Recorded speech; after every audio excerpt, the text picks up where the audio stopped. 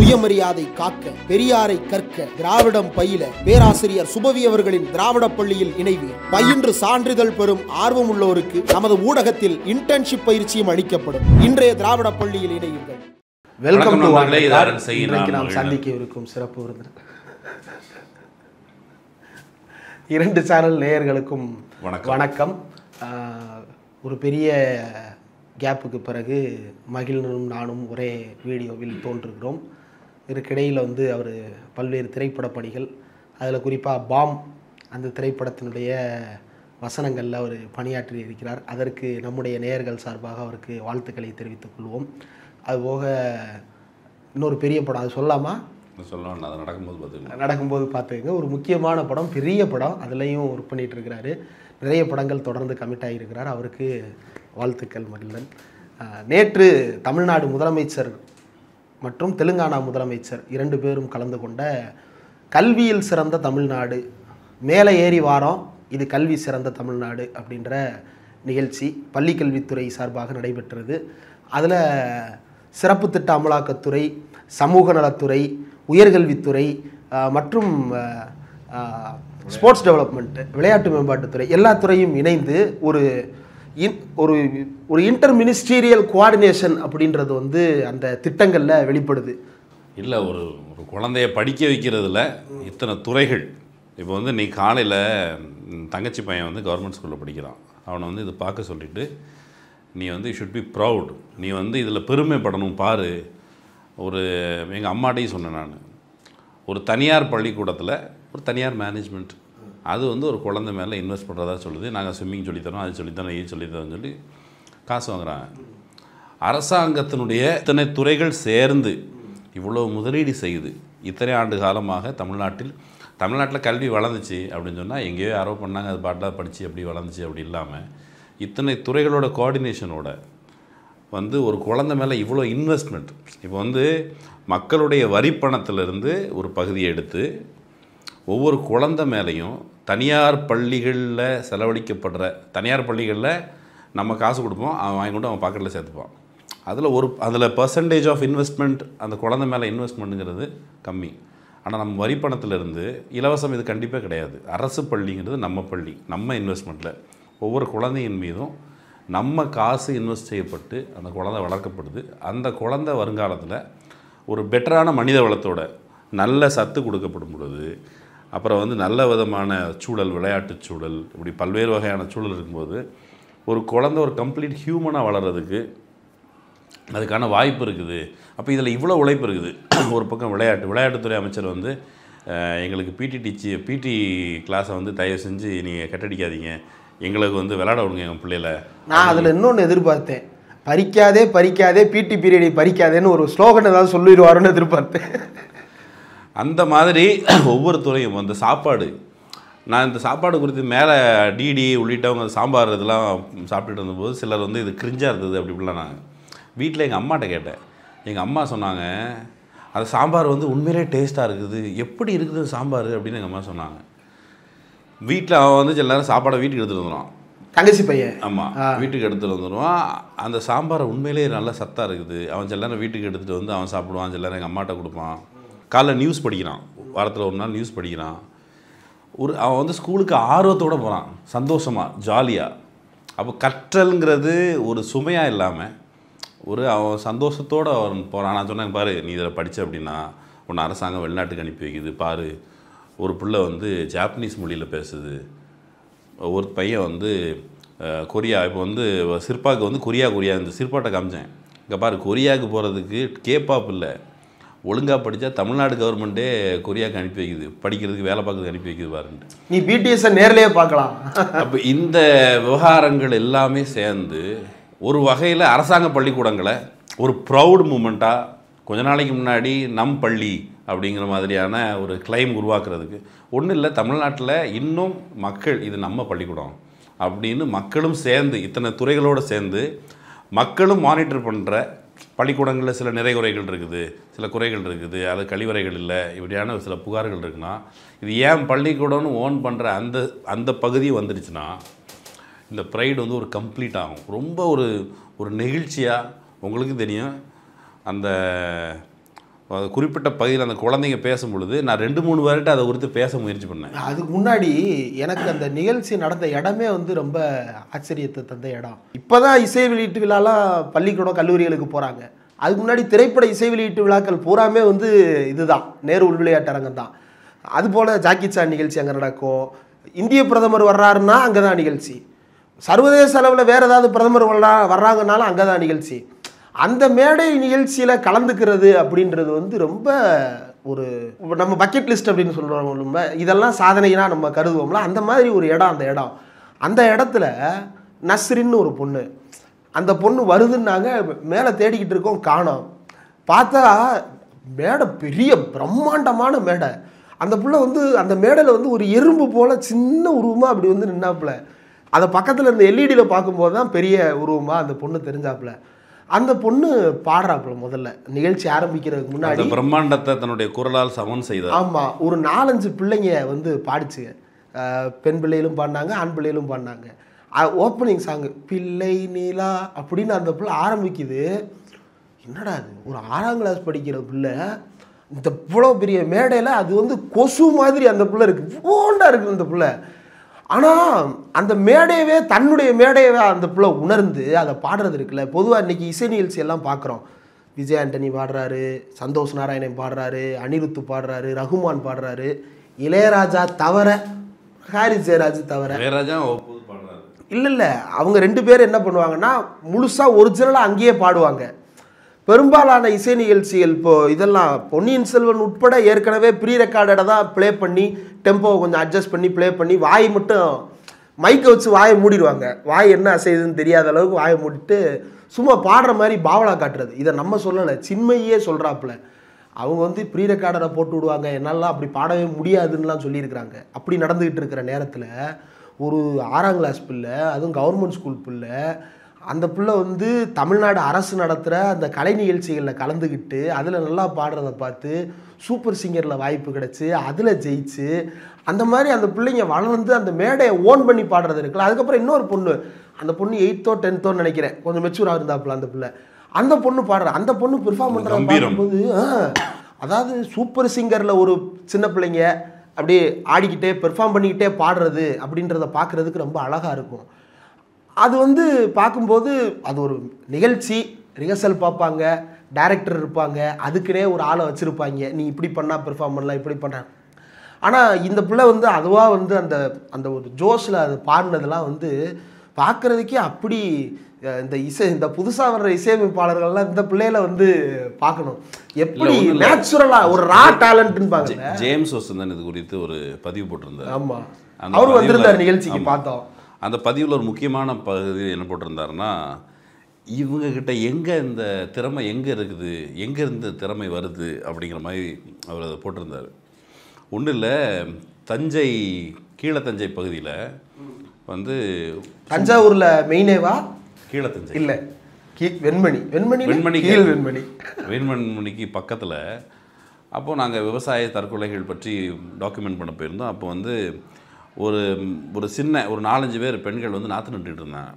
அப்போ என்ன தோணுச்சு, இந்த விவசாயம் பற்றி இந்த பெண்கள் ஏதாவது பாட்டு போடுவாங்களே அப்படின்னு சொல்லிட்டு பரந்த வெளி அதில் ஒரு 4-5 பேர் தான் இருக்கிறாங்க. அப்போ இந்த பூம் மைக் இருக்குல்ல அப்படி நீளமா, அந்த மைக்கை வச்சுட்டு அம்மா நீங்கள் பாடுங்க அப்படின்னு. நாங்கள் என்னத்தை பாடுறது அப்படின்னா, சும்மா பாடுங்க அப்படின்னு. அவங்க குரல் எடுத்து பாடத் தொடங்கின உடனே நான் சொல்கிறது, நீங்கள் பறந்து விரிந்திருக்கிற வெளி, அவங்க குரல் அவ்வளோ பெரிய வெளியை நிறைத்தது. அப்போது ரூட்ஸில் அந்த மக்கள்கிட்ட இப்போ இசை எங்கேருந்து வருது அப்படின்னு இவங்க வடிவேலிட்ட கேட்ட கேள்விக்கு, இசை வந்து வேறு மேலே எங்கே இருந்தோ வரலை, கீழே இருந்தால் மேலே போச்சு. கீழே மக்களுடைய உழைப்பிலிருந்து தான் இசை உருவானது. பல இளையராஜாக்கள் இருக்கிறாங்க அந்த மண்ணில். இன்னொன்று, இவங்க வந்து ஒரு பெரிய பிரம்மாண்டமான ஸ்கூலில் ப்ரீகேஜிக்கே 2 லட்ச ரூபா கேபிட்டேஷன் ஃபீஸை கட்டி, ஓப்பனிங்லேயே பாட்டு கிளாஸுக்கு 1 லட்சம், நீச்சல் அடிக்க 1 லட்சம், சிலம்பம் சுத்த 1 லட்சம், நடக்கிறதுக்கு 1 லட்சம், ஓடுறதுக்கு 1 லட்சம், லட்சமாக கட்டலை. அவங்க சொல்லப்போனால் அவங்களுக்கு வந்து தாளம் சொல்லி கொடுக்குறதுக்கு கூட பாட்டு வாத்தியார் இருக்க மாட்டாங்க பல பள்ளிக்கூடங்களில். அவங்களுக்கு ஏதோ 1-2 பேர் எங்கேயாவது பாடுறதை கேட்குறது மட்டும்தான். அதுவும் டிவி இல்லாத கிராமங்கள் இருக்குது, ஒலிப்பெருக்கிகளில் வெறும் குரலாக மட்டுமே கேட்ட விஷயத்தை அவங்க வந்து பாட முயற்சி பண்ணி ரொம்ப இயல்பா அந்த ராகங்கள் வந்து அவங்களுக்குள்ள பொதிஞ்சிருக்கு. தொடர் பயிற்சி அவங்களுக்கு இந்த ராகம் என்ன இளையராஜா சொல்றாருல, எனக்கெல்லாம் யாரும் சொல்லி கொடுக்கலடா, நானே வளர்ந்தேன்டா அப்படின்னு சொல்லுவார்ல. வந்து எக்ஸாஜரேட்டட் ஸ்டேட்மெண்ட்டா தெரிஞ்சது. யாருமே சொல்லி கொடுக்காம எப்படியா நீ இப்படி மியூசிக் போடுவ, நீ ஏன் அவர்கிட்ட ஜூனியராக இருந்திருக்கிற, இவர்கிட்ட ஜூனியராக சும்மா சொல்லாதே அப்படின்ற மாதிரி தோணும். ஆனால் இந்த பிள்ளைகளை பார்க்கும்போது தான் இன்னும் ஒரு இளையராஜா, இங்கே 100 இளையராஜா இருக்கிறாங்க ஊருக்கு. தறி ஓட்டும் பொழுது அதில் ஒரு நுவான்ஸ் இருக்குல்ல, ஒரு குறிப்பிட்ட ரிதம்லேயே அவங்க அடிப்பாங்கல்ல. இது யார் சொல்லி கொடுத்தது? இப்போ வந்து வயக்காட்டில் வரப்பு வெட்டும்போது இந்த வேகத்தில் இதை கொத்தணும் அப்படின்னு யார் சொல்லி கொடுத்தது? இன்னொன்று, அந்த கொத்துற வேகத்துக்கு ஏற்ற பாட்டு தான் வச்சுருப்பாங்க அவங்க. இப்போவும் இந்த கொத்துறதாகட்டும் எல்லா உழைப்பிலையும் இப்போ வந்து மலையை உடைக்கும் பொழுது இந்த வேகத்தில் அடிக்கணும், இந்த கன்சிஸ்டன்ஸோடு அடிக்கணும் அப்படின்னு சொல்லி பாறையை நகர்த்ததை யார் சொல்லி கொடுத்தது? இந்த உழைப்பிலிருந்து அந்த ஒரு ரிதத்திலிருந்து தான் இசை வந்து உருவாயிருக்கும். அப்படி தான் உருவாயிருக்கு இயற்கையாக. அப்போ இளையராஜாவாகட்டும், இளையராஜா இசை மட்டும் இல்லை, இந்த உழைப்பு மக்கள் வந்து மெல்ல மெல்ல தானே அதை பண்படுத்தினாங்க. அப்போ அங்கேருந்து தான் இசை வந்திருக்கும். இங்கே இந்த நிகழ்ச்சி என்ன செஞ்சுருக்குது அப்படின்னு கேட்டால், அரசு பள்ளி யாருக்கும் சளைத்ததல்ல. பொதுவாக அரசு பள்ளி அப்படின்னு சொன்னால், அரசு பள்ளி எவ்வளோ, அரசு பள்ளியும் அரசு பள்ளி மாணவர்களையும் இவ்வளோ ஒரு பொது வழியில் வச்சு கொண்டாடுறது இல்லை, ஓப்பனாக சொல்லுவோமே, ஆசையாக இருக்குல்ல. இப்போ எவ்வளோ பேருக்கு எப்போ கவர்மெண்ட் ஸ்கூலில் படித்த பிள்ளை ஜாப்பனீஸில் முதலமைச்சருக்கு நன்றி சொல்லுது. அதுவும் நன்றி நம்ம ஒரு வேளை இப்போ இந்த டுவலிங்கோ இருக்குல்ல, அதில் போய் நன்றிக்கு இங்கிலீஷ் ஜாப்பனீஸ் சொன்னால் சொல்லி கொடுத்துரும். ஆனால் அந்த பிள்ளை அவ்வளோ நேரம் பேசிச்சு. ஆமாம், ஒரு வார்த்தை 2 வார்த்தை இல்லை, நன்றின்னொடனே நான் என்ன நினச்சேன், சரி ஒரு வார்த்தை சொல்லிட்டு முடிச்சு. ஏன்னா நானும் அந்த பிற மொழிகள் கற்றுக்கிற பயிற்சியிலலாம் ஈடுபட்டிருக்கேன். உடனேலாம் பேச வராது. இப்போ நான் படித்த காலேஜில் வந்து டாய்ஷ், ஜெர்மன் சொல்லிக் கொடுக்குற டீச்சர் வருவாங்க. பேசுகிறதுக்கெலாம் ஆள் இல்லாமல் பேச முடியாது ஒரு மொழியை. ஏன் நம்ம பிள்ளைகளால் இப்போயுமே இங்கிலீஷ் சரளமாக பேசுகிறதுல சிக்கல் இருக்குன்னா, சக உரையாடல் நிகழ்த்துவதற்கு ஆள் இருக்க மாட்டாங்க, நிகழ்த்துவதற்கு ஆள் கிடைக்கும் போது பேசி பழகிடுவாங்க. அப்படித்தான் ஒரு மொழியை கற்றுக்கிட முடியும். எங்களுக்கெல்லாம் டாய்ஸ் பேசுகிறதுக்கு கூட 2-3 பேர் படித்தாலும் கூச்சமாக இருக்கும். இவங்கள்ட்ட என்னத்தரா டாய்ஸில் பேசுகிறது. இப்போ குட் நாக்ட் அப்படின்னா குட் நைட், இப்போ நானும் friend good night good morning மட்டும் சொல்லுவோம். அதனால் அது மட்டும் எனக்கு ஞாபகம் இருக்குது, வேறு எதுவும் ஞாபகம் இருக்காது. ஒரு வார்த்தையாக தான் அதை சொல்ல முடியும். ஆனால் அந்த பிள்ளை அவ்வளோ சரளமாக பேசுது. இன்னொன்று இதில் ஹைலைட்டு, அதை எங்கே கற்றுக்குறாங்க அப்படின்னா, அரசு பள்ளியில் படித்தாங்க, அரசு கொடுத்த வாய்ப்பில் தான் கொரியாவில் போய் இன்டர்ன்ஷிப் பண்ணுறாங்க, ஜப்பான்லேயோ கொரியாலேயோ இன்டர்ன்ஷிப் பண்ணுறாங்க. அடுத்து ஜப்பானில் வேலை வாய்ப்பு கிடச்சிருச்சு, அதுக்கு ஜப்பான் மொழி கற்றுக்கணும். எங்கே கற்றுக்குறாங்க? கவர்மெண்ட்டினுடைய நம்ம ஸ்கூல், நான் முதல்வன் திட்டத்திலே அவங்க கற்றுக்குறாங்க. அந்த இதை என்ஹான்ஸ் ஸ்கில் இருக்குல்ல, ஒன்றும் இல்லை. ஒரு ரொம்ப விளிம்பு நிலையில் இருக்கும் பொழுது நான் வந்து இங்கிலீஷ் பள்ளிக்கூடத்தில் கற்றுக்கிட்டேன். பள்ளிக்கூடத்தில் கற்றுக்கிட்டதுக்கு பிறகு லோக்கலில் நம்ம தாராவியில் இருக்கிற குழந்தைங்களுக்கு இங்கிலீஷ் கற்றுக் கொடுத்துருக்கிற, லோக்கலில் குழந்தைங்களுக்கு இங்கிலீஷ் கற்றுக் கொடுத்துருக்கேன். 12th வரைக்கும் தான் படித்தேன், இங்கிலீஷ் கற்றுக் கொடுத்துருக்கோம். இப்போ என்கிட்ட இங்கிலீஷ் படித்த பிள்ளை வேலைக்கு போயிடுச்சு. வேலைக்கு போனது அது என்ன சொல்லுது, நீயும் வேலைக்கு வா அப்படின்னு கூப்பிடுது. எனக்கு வேலைக்கு வர்றது எனக்கு இப்போ இல்லை, எனக்கு பயமாக இருக்குது அப்படின்னு சொல்கிறேன். அது வந்து ஒரு சென்டரில் வேலை பார்க்குது. இல்லை நீ வா, எனக்கு நீ இங்கிலீஷ் சொல்லி கொடுத்தல, உனக்கு இங்கிலீஷ் வரும்னு சொல்லி கூப்பிட்டு போகுது. நல்ல ஏசி ரூம், இன்டர்வியூவில் போய் உட்காந்துருக்கேன். போய் உட்காந்துருக்கிறேன். அந்த ஆள் இங்கிலீஷில் கேள்வி கேட்குறான். இங்கிலீஷில் பதில் சொல்ல முடியாமல் வேர்த்து விறுவிறுத்து வெளியே ஓடிதுன்னு ஒரு அவமானம். இப்போ நான் கற்றுக் கொடுத்த பிள்ளை அது இங்கிலீஷ் பேசி அது வந்து எனக்கு வேலைக்கு வந்துருச்சு. இப்போ இங்கிலீஷ் சொல்லிக் கொடுத்த வாத்தியார் அது ஃபெயிலாகி வெளியே ஓடி வந்துட்டேன். முக்கியமான விஷயம் என்ன, அந்த கான்ஃபிடென்ஸ். அந்த கான்ஃபிடென்ஸ் நமக்கு இங்கிலீஷே தெரிஞ்சிருந்தாலும் அதை வெளிப்படுத்த வரணும்ல. இந்த கான்ஃபிடென்ஸை கவர்மெண்ட் வந்து என்ஹான்ஸ் பண்ணி பில்ட் பண்ணது மட்டும் இல்லாமல், அரசு பள்ளிகள் மீதான நம்பிக்கை இருக்குல்ல. இவ்வளோ பிரம்மாண்டத்தை பார்த்துட்டு யாருக்கு என்ன தோணும், எப்பா இவ்வளோ பெரிய மேடையில் இவ்வளோ பிரம்மாண்டத்தில் முதலமைச்சர் வராரு, பக்கத்து மாநிலத்து முதலமைச்சர் வராரு, நடிகர்கள் வர்றாங்க, திரைப்பிரபலங்கள் வர்றாங்க, இவ்வளோ பெரிய கல்வியாளர்கள் கூட்டம் எல்லாருமே சேர்ந்து இந்த பிள்ளைகளை தூக்கி விடுத. அப்போ நம்ம பிள்ளைகளையும் அரசு பள்ளியில் படிக்க வைக்கணுங்கிற எண்ணத்தை விதைக்கணும் அப்படிங்கிற எண்ணம் இதுக்கு பின்னால் இருக்குது. மக்கள் வந்து இதை குறித்து பரிசீலிக்கணும். இல்லை இதில் இப்போ எனக்கெல்லாம் சின்ன வயசில் வந்து நான் வந்து மற்ற சப்ஜெக்ட் என்ன எப்படியோ படித்தாலும் தமிழில் கிளாஸில் ஃபஸ்ட் மார்க் எடுக்கணும் அப்படின்றது வந்து எனக்கு நானே விதித்து கொண்டது. அந்த புத்தகத்தில் இருக்கிற எல்லா பாட்டும் எனக்கு மனப்பாடமாக தெரியும். மனப்பாடமான மொட்டை மனப்பாடமாக இல்லை, வரிக்கு வரி அர்த்தம் சொல்லுவேன், வார்த்தைக்கு வார்த்தை அர்த்தம் சொல்லுவேன். அர்த்தம் புரிஞ்சு படிக்கிற அளவுக்கு எங்கள் ஐயா தமிழையா என்னை ட்ரெயின் பண்ணார். ஜெயபாலகிருஷ்ணன் அவர் பேர். அவர் வந்து அந்த பாட்டை எப்படி படிக்கிறது, எப்படி பகுத்து படிக்கிறது, எப்படி புரிச்சுக்கிறது அப்படின்றதெல்லாம் சொல்லிக் கொடுத்தாரு. அதுக்கப்புறம் 12th ஃபைசல் ரஹ்மான் ஒரு ஐயா, இவங்கெல்லாம் சொல்லிக் கொடுக்குறாங்க, கற்றுக்குறோம். தமிழில் நல்லா பெர்ஃபார்ம் பண்ணுவேன். கோல் என்ன அப்படின்னா, கோனார் நோட்ஸுக்கு பின்னாடி நம்ம போட்டோ வருதா இல்லையா. அப்போ அந்த கோனார் தமிழ் உரைன்னு ஒன்று வரும், நல்ல கலாணி சைஸில் இருக்கும். அதில் எல்லாரும் என்ன பண்ணுவாங்க அப்படின்னா, அதில் 2 பகுதி இருக்குது. ஒன்று சொற்பொருள் விரிவு அப்படின்னு சொல்லிட்டு ஒன்று இருக்கும், இன்னொன்று வந்து கேள்வி பதில்கள் இருக்கும். எல்லாரும் கேள்வி பதிலை படிப்பாங்க, நான் கேள்வி பதிலை கட் பண்ணி விட்டுட்டு இந்த பக்கத்தை படிச்சுக்கிட்டு இருப்பேன். கோல் என்ன, பின்னாடி அந்த 3 பேர் ஃபோட்டோ, தமிழில் தமிழ்நாட்டளவில் முதல் மதிப்பெண் எடுத்த 3 பேர் ஃபோட்டோ. இந்த 3 ஃபோட்டோவில் நம்ம ஃபோட்டோ வருமானு சிலர் யோசிக்கலாம், வரும் அப்படின்ற ஒரு நம்பிக்கை. அப்போ 12th என்ன ஆகி போச்சு, 199 மார்க்கு. 1 மார்க்கு 1 மார்க்கில் தப்பாக விட்டுட்டேன். அப்புறம் ரிவல்யூஷன் போட்டு பார்த்தது தான் தெரிஞ்சு போச்சு, என்னடா இது எதுலேயுமே விடாத மார்க்கை 1 மார்க்கில் நம்மளே தப்பு பண்ணி விட்டுட்டோமே அப்படின்னு வருத்தமாக போச்சு. வரல. இப்போ இந்த 3 இடத்துல உள்ளே வந்துடணுன்றது தான் நம்ம போட்டியாக இருந்தது. இன்றைக்கி பாருங்கள், அந்த அரசு பள்ளியில் படித்து தேசிய அளவில் கிட்டத்தட்ட 500க்கும் மேற்பட்ட உயர்கல்வி நிறுவனங்களில் 1200 மாணவர்களுக்கிட்ட போய் இன்னைக்கு படிக்கிறதுக்கு போகிறாங்க அரசு பள்ளியிலேருந்து. இவங்களெல்லாம் 7.5% போல, 7.5% வந்து தமிழ்நாட்டுக்குள்ளே இருக்கக்கூடிய மருத்துவ, பொறியியல், கலை அறிவியல் கல்லூரிகளில் மாணவர்கள் போகிறது வேற. இவங்களெல்லாம் அதையும் தாண்டி நேஷனல் லெவலில் இவன் சொல்கிறான்ல, காம்படிஷனுக்கு இவங்கெல்லாம் சரிப்பட்டு வரமாட்டா, இவங்களாலலாம் வந்து மற்றவங்களோட போட்டி போட முடியாது, திறன் கிடையாது, அரசு பள்ளி வாத்தியார்கள் வேஸ்ட்டு, அந்த வாத்தியார் சொல்லி கொடுத்து தான் ஜேஇஇன்ற எக்ஸாமை கிராக் பண்ணுறான், அந்த வாத்தியார் சொல்லி கொடுத்து தான் கிளாட் எக்ஸாமை கிராக் பண்ணுறான், அந்த வாத்தியார் சொல்லி கொடுத்து தான் QT எக்ஸாம் கிராக் பண்ணுறான்.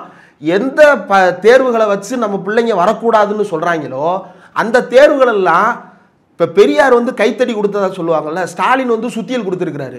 இந்த சுத்தியல் வந்து அந்த சனாதன செவர்களை எல்லாம் போட்டு தடால்னு அடித்து உடையடா, நான் தரேன்டா உனக்கு சுத்தியல், அடிக்கிறது எப்படின்னு நான் சொல்லித்தரேன்டான்னு அவ்வளோ பேரை கிராக் பண்ணிட்டு அந்த மேடையில் நிற்கிறாங்க. ஆக்சுவலாக அவங்க கம்மி, சிலரால் வர முடியாமலும் இருந்திருக்கும், ஏன்னா அவங்களுடைய கோர்ஸ் ஸ்டார்ட் ஆகிருக்கும். அப்படி இருக்கிற அவ்வளோ மாணவர்கள் கிட்டத்தட்ட 500க்கும் அதிகமான பார்க்கறதுக்கு அவ்வளோ நிறைவா அந்த அந்த அந்த அரங்கம் அவ்வளோ பிரம்மாண்டமானது. ஆமாம், முழுக்க நிறைஞ்சிருந்தாங்க. ஆமாம்.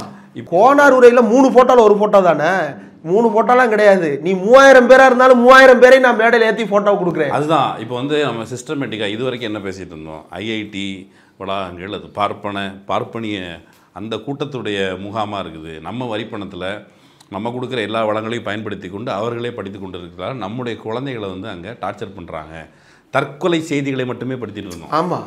ஆனால் இதுக்கு மாறா இப்போ வந்து அவன் எப்போ தற்கொலை நடக்கும், தனிமைப்படுத்தப்படும் பொழுது எஸ்சி எஸ்டி ஓபிசி மக்களை இப்படி தனிமைப்படுத்தப்படும் பொழுது நம்ம தனியாக இருக்கிறோங்கிற ஒரு ஃபீலோட அவனுக்கு ஒரு குழு இருக்காது, ஒரு சப்போர்ட்டிவ் சிஸ்டம் இருக்காது. அதான் 100 வெள்ளை ஆண்களுக்கு மத்தியில் ஒரு கருப்பு ஆண் நிற்கும் போது வர்ற உணர்வு, ஒரு ஐயோ தனியாக இருக்கிறோமேங்கிற ஒரு ஃபீல், நமக்கு செக்யூரிட்டி இல்லைங்கிற ஒரு ஃபீல். இப்போ வந்து கூட்டமாக நம்ம பசங்க போகும் பொழுது தங்களுக்குள்ளே தங்களை பாதுகாத்து கொள்கிற உணர்வு.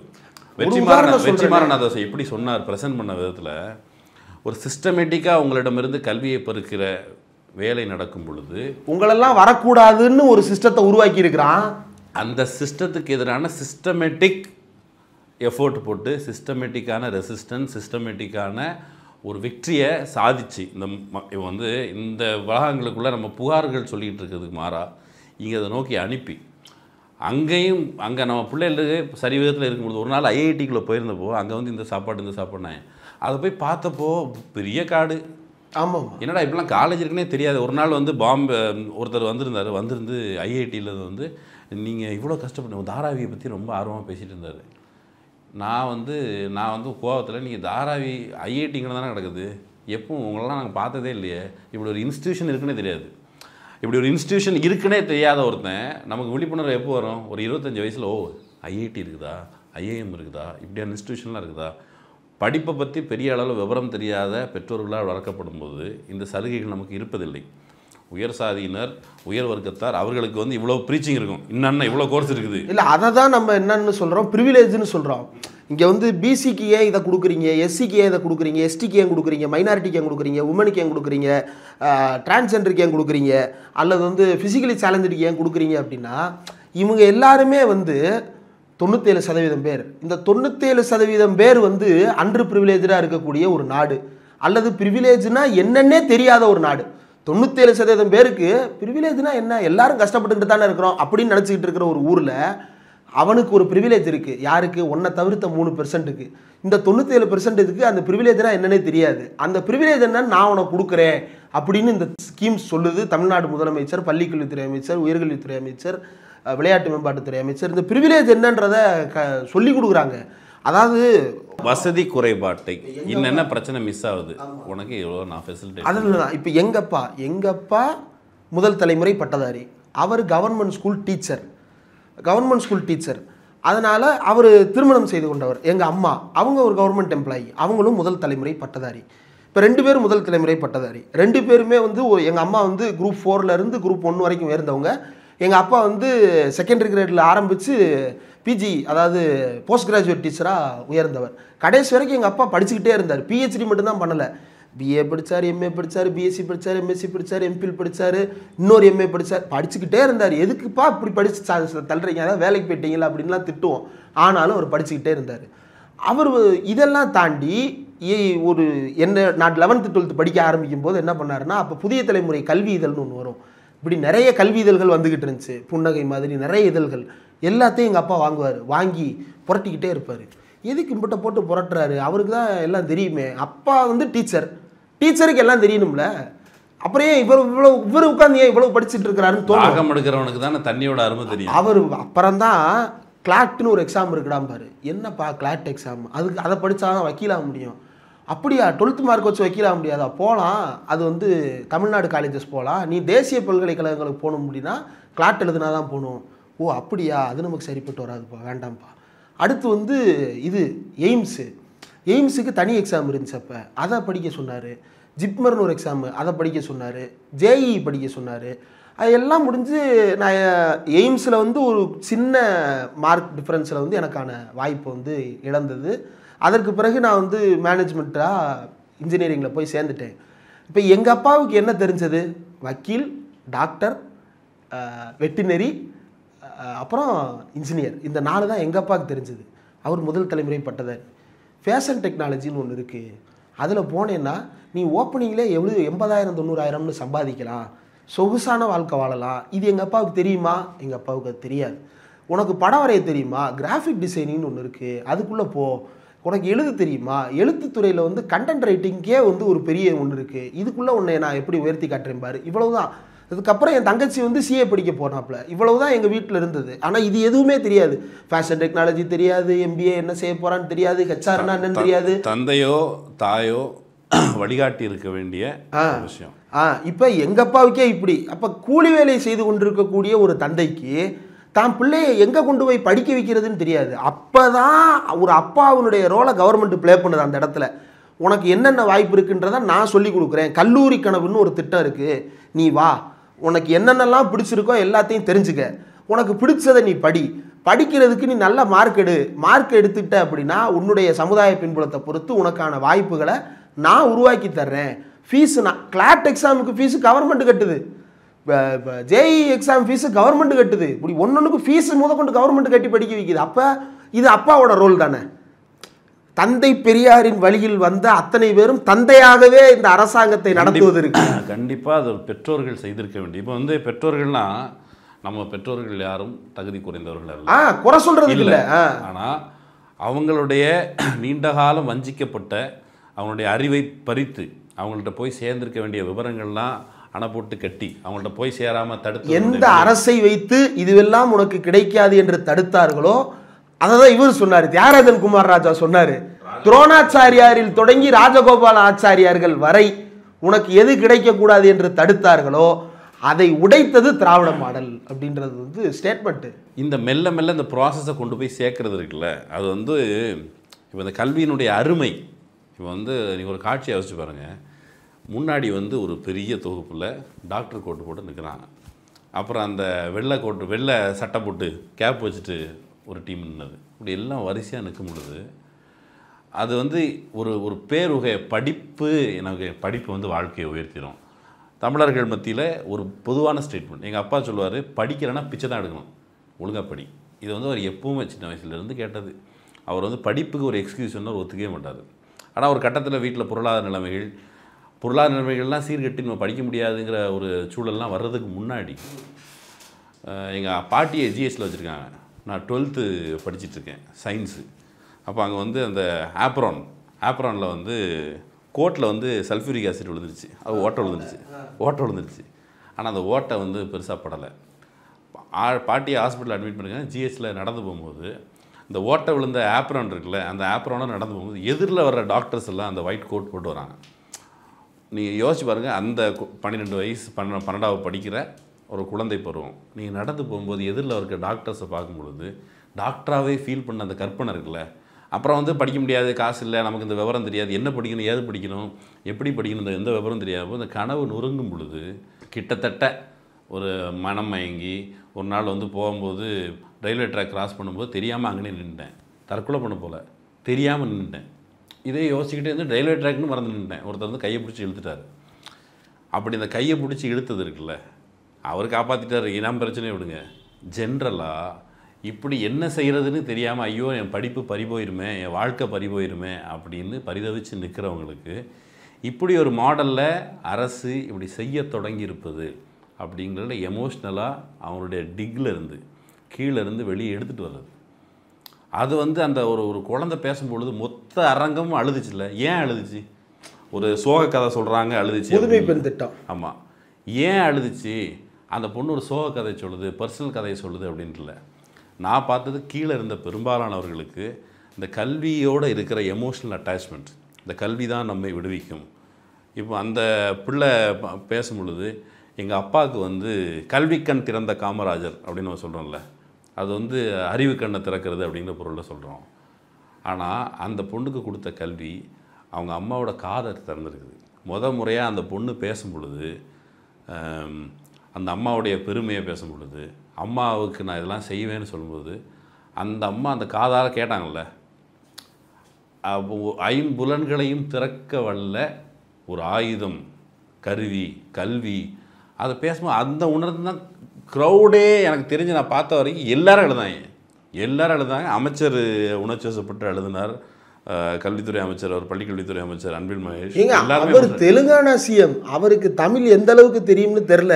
ஆனால் நம்ம பின்னாடி தான் உட்காந்துருந்தோம், பார்த்தாலே தெரியுது. திடீர்னு வந்து கண்ணாடி போட்டிருந்தவர் இப்படி இது பண்ண ஆரம்பிச்சார். என்னன்னு பார்த்தா அவர் கண்ணெல்லாம் சவந்து போய் உட்காந்துருக்கிறாரு. அங்கிட்டு பார்த்தா இவர் எப்பயுமே இவர் வந்து சிரிச்சு மட்டும்தான் பார்த்துருக்கோம் ஃபோட்டோவில். யார்? நம்ம பள்ளிக்கல்வித்துறை அமைச்சர் அன்பில் மகேஷ் அவர்கள். அவர் எப்பயுமே சிரிச்சுட்டே இருப்பார். ஜாலியாக தான் ரீல்ஸ்லாம் பார்த்துருக்குறோம்.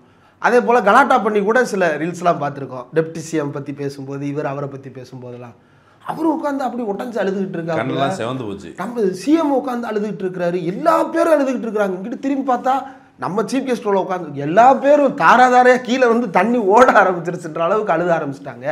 இதை பற்றி எந்த கூறுவாருமே இல்லாத ஒரு கூட்டம், இதை பற்றி எந்த புரிதலுமே இல்லாத ஒரு மடையர்கள்னு தான் அது ஒரு சாதிய வார்த்தைன்னு சொல்லிடுவாங்களா, அறிவு கெட்டவர்கள் அப்படின்ற வார்த்தையை தாராளமாக நீ சொல்ல முடியாது.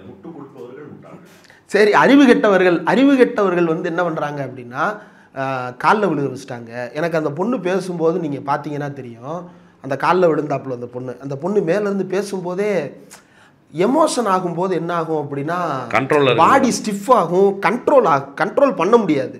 எந்த உடலில் எந்த பக்கம் திரும்புதுன்றதே நமக்கு தெரியாது. நான் மேடையில் அதை பல தடவை உணர்ந்திருக்கேன். பேசிக்கிட்டே இருக்கும்போது ஒரு உணர்ச்சி வசத்தில் நம்ம ரியாக்ஷன்ஸ் வந்து ரொம்ப எக்ஸாஜரேட்டடாக மாற தொடங்கும், அல்லது ரொம்ப கன்ஸ்டன்டாக மாற தொடங்கும். அதை நம்மளால் ஃபீல் பண்ணவே முடியாது. முடிச்சுட்டு வீடியோ பார்க்கும்போது தான் தெரியும். அந்த பொண்ணு பேசும்போதே மைக் வந்து வாய்க்கிட்ட நிற்க மாட்டேங்குது, கீழே தள்ளிக்கிட்டே இருக்காப்புல. பின்னாடி இருக்கிற பெண் வந்து அந்த பிள்ளையை தாங்கி பிடிச்சிக்கிட்டு கையை மைக்கை இந்த மாதிரி இப்படி அப்படின்னு சொல்லிட்டு பிடிச்சி நின்று ஹெல்ப் பண்ணாப்புல. நீ என்னம்மா டக்குன்னு சிஎம் மைக் எடுத்து, நீ மேக்ஸ் டீச்சர் ஆகணுமா, வாங்க மேக்ஸ் டீச்சர் அப்படின்னே கூப்பிட்டு தன்னோட பேனாவை எடுத்து கொடுக்குறாரு. கூப்பிட்ட உடனே அந்த பெண் வந்து என்ன பண்ணிடுறாங்க அப்படின்னா டக்குன்னு காலில் விழுந்துடுறாங்க. இப்போ சிஎம் வந்து டக்குன்னு எழுப்பி விட்டுறாரு. ரேவந்த் ரெட்டி இருக்கிறாரு, அவரை பாருங்க அப்படின்னு இன்ட்ரடியூஸ் பண்ணுறாரு. அவரை பாருங்கன்னு இன்ட்ரடியூஸ் பண்ணும்போது தன்னுடைய மாநிலத்தில் ஆமாம் தன்னுடைய அறிமுகப்படுத்திய திட்டத்தால் பலனடைந்த மாணவிய அண்டை மாநிலத்து முதலமைச்சருக்கு அறிமுகம் இன்ட்ரடியூஸ் பண்ணுறாரு. நானே அதை ரெக்கார்ட் பண்ணியிருக்கேன், அந்த மொமெண்ட் எப்படி இருந்துச்சுன்றது. அந்த பொண்ணாக தான் வந்து டக்குன்னு காலில் விழுந்தாப்புல. அது அந்த பொண்ணோட வே ஆஃப் ரெஸ்பாண்டிங் அல்லது way of showing reverence to elders.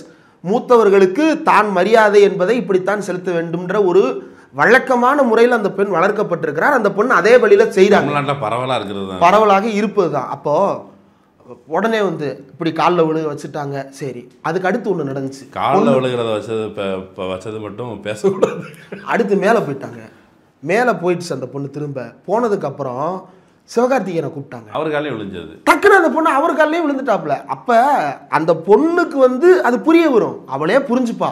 படித்து முடித்து வேலைக்கெல்லாம் போகும்போது இது தேவையில்லை, நம்ம கை கொடுப்பதே மரியாதை தான் அல்லது வணங்குவதே மரியாதை தான் அப்படின்றத அந்த பொண்ணு புரிஞ்சுப்பா. அதை விட்டுட்டு காலில் விழுக வச்சுட்டாங்க, அதை பண்ணிட்டாங்க, இதை பண்ணிட்டாங்கன்னு அந்த சூழல் என்னவாக இருந்தது என்றே புரியாத அரைவேக்காடுகள் புலம்பிகிட்டு இருக்காங்க. அப்புறம் இன்னொரு பக்கம் ஒரு குரூப்பு இது ட்ராமா பண்ணுறாங்க. ஆமாம், ட்ராமானா என்ன? ஸ்டேஜிங் சம்திங் தானே ட்ராமா. ஆமாம், நாங்கள் ஸ்டேஜ் பண்ணுவோம். 4 பேர் சாதிச்சிருக்கிறான், அந்த 4 பேரை மேடைக்கு கூட்டிகிட்டு வந்து நிப்பாட்டி வச்சு அழகு பார்ப்போம்னா, ஆமாம் நாங்கள் அழகு தான் பார்ப்போம், அதுதான் தமிழ்நாட்டினுடைய மாடல். யாரெல்லாம் மேலே வரக்கூடாதுன்னு இந்த சமூகம் விரும்புதோ அவங்களெல்லாம் நான் மேலே தூக்கிட்டு வந்திருக்கேன்றது எனக்கும் பெருமை. இல்லை, இவங்களை பொறுத்தவரை ஸ்டேஜிங் என்ன, இவன் வந்து மேடையில் ஏற்றி இன்னார் அவர்களேன்னு சொல்கிறது ஸ்டேஜிங். மேடையில் ஏற்றி தோளில் துண்டு போடுறது ஸ்டேஜிங். ஆனால் இது எல்லாமே அவனுக்கு மறுக்கப்பட்டிருந்தது. அவன் ஒரு கட்டத்தில் அதை அனுபவிக்கிறான். இப்போ வரைக்கும் மறுக்கப்பட்டிருக்கு. அந்த பொண்ணு சொல்கிறாப்பிலேயே, ஒரு அப்பா வந்தார் திடீர்னு state development sports development authority நிகழ்வில் வந்து அந்த திடீர்னு டிடி வேற நேரமாகுதுன்னு அந்தம்மா ஆனால் ரொம்ப நல்லா ஹேண்டில் பண்ணாங்க அந்த சுச்சுவேஷனை. போதும் அப்படின்னு கட் அண்ட் ரைட்டாலாம் இல்லாமல் அவங்க தனக்கே உரிய பாணியில் ரொம்ப இயல்பாக அதை எக்ஸ்பிளைன் பண்ணாங்க. ஆனால் அதையும் தாண்டி அந்த அப்பா வந்து நான் ஒரு நிமிஷம் பேசணும் அப்படின்னு மைக் எடுத்துட்டார். அவர் அப்பான்றது முதல்ல தெரியாது. நான் என்ன நினச்சேன், அவர் ஏதோ ஒரு வீரர், ஏன்னா ஆள் நல்லா ஃபிட்டாக இருந்தாப்புல, அவர் ஏதோ வீரர் போல, வயசானவராக இருக்கிறாரு, எப்படி இவர் வீரரா கோச்சான்னு யோசிச்சுட்டு இருக்கும்போது நான் நிழல் அவன் நிஜம் அப்படின்னு சொல்லிட்டு இலக்கியமாக ஆரம்பித்தார். எங்கே போகிறாரு, யார் இவர், இந்த பொண்ணோட அப்பா நான் அப்படின்னு சொல்லிட்டு பேச ஆரம்பித்தார். என் பொண்ணுக்கு நிறைய உதவி பண்ணியிருக்கிறாங்கன்ட்டு. அந்த ஒரு இடத்துல வந்து டிடி வந்து கொஞ்சம் வேகமாக அப்படின்னு வரும்போது அந்த அப்பா ஒரு வார்த்தை சொன்னார், என்னுடைய பெண்ணால் பேசவோ கேட்கவோ முடியாது. ஷாக்கு. மாற்றுத்திறனாளி அந்த பெண்ணுடைய அப்பா தன்னுடைய மகள் சார்பாக பேசுகிறாரு. அந்த மாற்றுத்திறனாளி பெண்ணுக்கு, அந்த பெண்ணுடைய விளையாட்டுத்துறைக்கு என்ன தேவையோ அனைத்து உதவிகளையும் தமிழ்நாடு ஸ்போர்ட்ஸ் டெவலப்மெண்ட் அத்தாரிட்டி மூலமாக துணை முதலமைச்சர் உதயநிதி ஸ்டாலின் செய்து கொடுத்து இன்றைக்கி அந்த பெண் வந்து இன்டர்நேஷ்னல் மெடலிஸ்ட்டு. ஒலிம்பிக்ஸில் 3 கோல்டு மெடல், பாரா ஒலிம்பிக்ஸில் 3 கோல்டு மெடல். அவர் சொன்னார், அந்த பொண்ணால வாயால் பேச முடியல. ஆமாம் ஆமாம். ஆனால் அந்த பொண்ணு திறமையால் பேசி ஒரு செஞ்சுட்டா, அவன் செஞ்சு காட்டிட்டா. 3 கோல்டு மெடல். உசேன் போல்ட்டுக்கு பிறகு ஒலிம்பிக்ஸில் 3 கோல்டு மெடல் வாங்கினது என் பொண்ணு தான் அப்படின்னு சொல்லிட்டு அந்த அப்பா சொல்கிறாரு. உசேன் போல்ட்டும் இவங்க அப்பாவோ அந்த பொண்ணோ வேறு ஆட்கள் கிடையாது.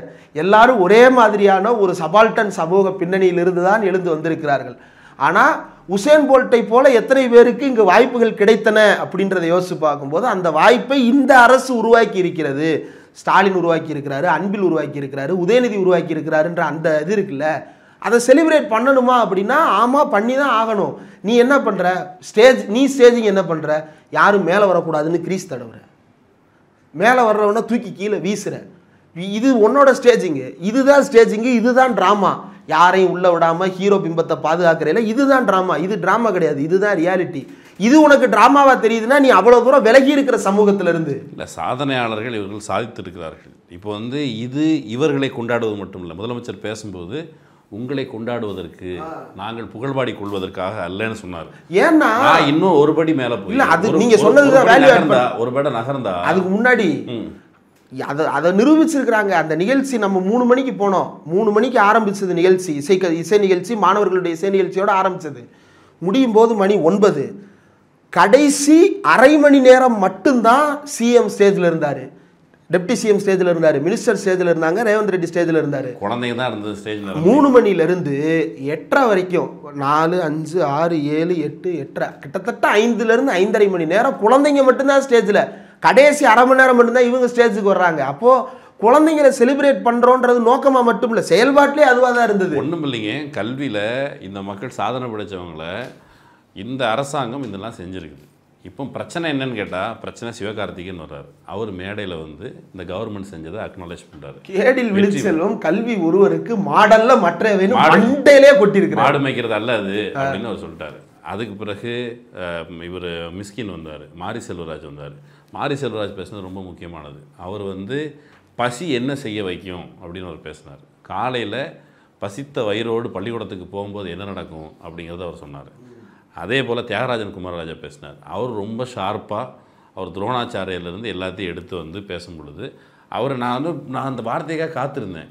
திராவிட மாடல் அதெல்லாம் சொல்கிறாரு, ஆரியத்தை பற்றி அவர் பேசுவாரா அப்படின்ட்டு. ஆனால் அவர் ஷார்ப்பாக அதை காயின் பண்ணி ஆரியம் என்ன செய்தது அப்படின்னு பேசினார். வெற்றிமாறன் பேசும்போது சிஸ்டமேட்டிக் எஃபர்ட் டு கர்டைல் அப்படிங்கிறத பேசினார். இந்த பிரபலங்கள் வந்து நேரடியாக நீங்கள் ஒரு பிரபலத்தை வைக்கிறீங்க, சிவகார்த்திகை நேரடியாக வந்து சொன்னது தான் ரொம்ப ரொம்ப ரொம்ப ரொம்ப பிக்கர் ஸ்டேட்மெண்ட். அவர் வந்து நான் திரைப்பிரபலம் இவ்வளோ கோடி நான் சம்பாதிச்சாலும் எனக்கு நம்பிக்கை கொடுப்பது, ஒரு வேளை இது வந்து காலவாரிடுச்சு, சினிமா இப்படி மேலே தூக்கி வைக்கும், திடீர்னு தூக்கி கீழே தூக்கி போட்டுரும், மொத்த காசையும் நல்ல பிரபலமாக நிறைய பணக்காரர்களாக இருந்தவர்கள்லாம் திடீர்னு காணாமல் போனதும் சினிமாவில் நடந்திருக்கு. 2 டிகிரி வச்சுருக்கேன்டா, 2 டிகிரி.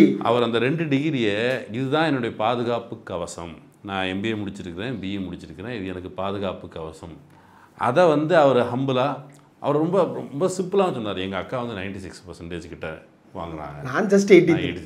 அதை வந்து சொல்லும் பொழுது அந்த வீட்டுக்குள்ளே அதனுடைய அப்பாவை பற்றி சொல்லும்போது நமக்கு கீழே உட்காந்தபோது தெரியல, வீடியோவில் பார்த்தா அவங்க அப்பாவை பற்றி சொல்லும்போது அந்த பிள்ளை எப்படி நெகிழ்ந்து பேசிச்சோ அதே மாதிரி நெகிழ்ந்து பேசினார். எங்கள் அப்பா வெறுங்காலோட பள்ளிக்கூடத்துக்கு நான் சைக்கிளில் போனேன், நடந்து போனார். இதை அவர் சொல்லும்போது அந்த எமோஷன் இருந்தது. நீங்கள் ரொம்ப கஷ்டப்பட்டு படிக்கிறவங்களுக்கு படிப்பு படித்தா நம்ம வாழ்க்கையில் முன்னேறிடலாம், எவ்வளவு துயரங்கள் ஒன்றும் இல்லை. அம்பேத்கர் ஓரத்தில் அந்த சாக்கு பையில் உட்காந்துருந்தார்ல, அவர் எதுக்கு உட்காந்துருந்தார், உட்காந்துறதுக்கு வந்து ஒரு பெயின் இருந்தது. மெல்ல மெல்ல கொஞ்ச நாள் கழித்து என் பிள்ளைகள் இந்த மாதிரி சாக்கு பையில் உட்காரக்கூடாதுன்னு தோணுச்சுல்ல. இப்போ படித்த பிள்ளைகளுக்கு இந்த மாடலை இதை வந்து திரும்ப அடுத்த தலைமுறைக்கு இன்னும் பரவலாக எக்ஸ்பேண்ட் பண்ணும் பொழுது இதில் வந்து யாரும் சொல்கிற மாதிரி இதில் குறைகளே இல்லை அப்படிலாம் எதுவும் இல்லை. குறைகள் இருக்கலாம், இந்த சிஸ்டத்தில் குறைகள் இருக்கலாம். ஆனால் அந்த சிஸ்டத்தை குறித்து இவர் ஒன்று சொன்னார், தியாகராஜன் குமாரராஜா பேசும் பொழுது அவர் தான் சொன்னார் நினைக்கிறேன், முழுக்க கட்டி போட்டு நீந்த முடியாத அளவுக்கு செய்து வைத்து அதற்கு பிறகு அதிரையும் சூழலில் தானும் நீந்தி மக்களையும் நீந்த அழைத்து செல்கிறார் முதல்வர். இது வந்து முதலமைச்சர் ஸ்டாலினோடது மட்டும் இல்லை, தமிழ்நாட்டு முதலமைச்சருக்கு இருக்கிற அதிகார வரம்பு. நீ நிதி கொடுக்க மாட்டேன், மொத்தமாக அங்கே வந்து ஆட்டை போட்டு வச்சுப்ப. இங்கே தமிழ்நாட்டுக்குள்ளே அந்த அரசை நடத்துவதில் எவ்வளோ பெரிய சிரமம். நீ வந்து வாய் வீசி என்ன வேணாலும் பேசலாம், நான் அதை பண்ணிடுவேன் இதை பண்ணிடுவேன், கச்சத்தீவை மீட்பேன், அதை மீட்பேன், இதை மீட்பேன்ட்டு. ஆனால் அதிகார வரம்புன்னு ஒன்று இருக்குது. இல்லை, மாணவர்களுடைய கல்விக்கு என்ன செஞ்ச, வேலைவாய்ப்புக்கு என்ன செஞ்சேன்னு கேட்குறானுங்கல்ல. இங்கே பாரு, முதல்வர் சொல்லல, மக்களே சொல்றாங்கல்ல. ரொம்ப ஈஸியாக ஒருத்தர் சொல்றாரு, ஏன் அந்த நிதி எடுத்து இதில் போட வேண்டியதானு. ஒரு டிபார்ட்மெண்ட்ல இன்னொரு டிபார்ட்மெண்ட் நிதி மாற்றுறதுக்கு அவ்வளோ ஈஸி நினைச்சிட்டு இருக்கேன். ஒரே டிபார்ட்மெண்ட்ல ஒரு ஸ்கீம்ல இருந்து இன்னொரு ஸ்கீமுக்கு, ஒரு ஸ்கீம்ல இருந்து இன்னொரு சப் ஸ்கீமுக்கு மாத்துறது அவ்வளவு கஷ்டம். ஆனால் அரசியல் பேசும்போது வாய்ஜாலத்தில் பேசும் பொழுது எப்போ அதுக்கு நீ நிதி செலவழிச்சல, அந்த நிதி எங்கே போடுங்கிறாங்க, அது எப்படி போட முடியும்? அது அவங்க பெர்சனல் ஆடிட்டர் சொல்ற கணக்குல இருந்து வர்றது.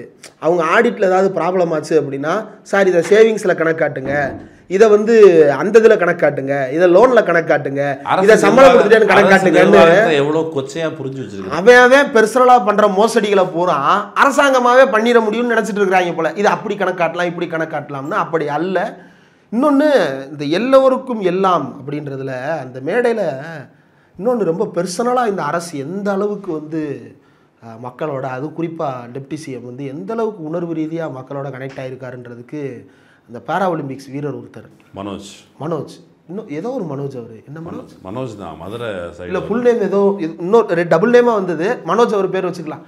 மனோஜ் வந்து பேசும்போது அவர் வந்து இதே தமிழ்நாடு கவர்மெண்ட்டில் ஏதோ ஒரு டிபார்ட்மெண்ட்டில் கான்ட்ராக்ட் லேபர் ஒப்பந்த தொகுப்பூதிய பணியாளர், 12,000 ரூபா சம்பளம், வருஷத்துக்கு 72,000.